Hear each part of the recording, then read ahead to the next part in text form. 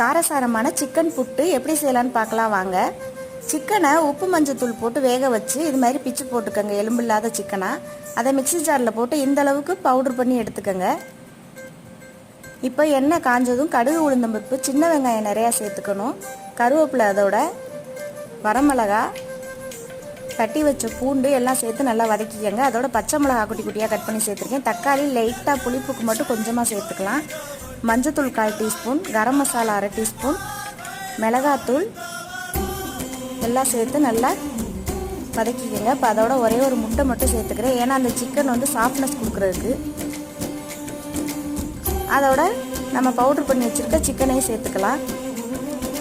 நல்லா பெரட்டினோடனே மிளகுத்தூள், கொத்தமல்லி தழை எல்லாம் சேர்த்து நல்லா பெரட்டிக்கலாம். இப்போ சூப்பரான சிக்கன் புட்டு ரெடி ஆயிடுச்சு. இது வந்து கஞ்சிக்கு ரொம்ப அட்டகாசமாக இருக்கும். ட்ரை பண்ணி பாருங்கள்.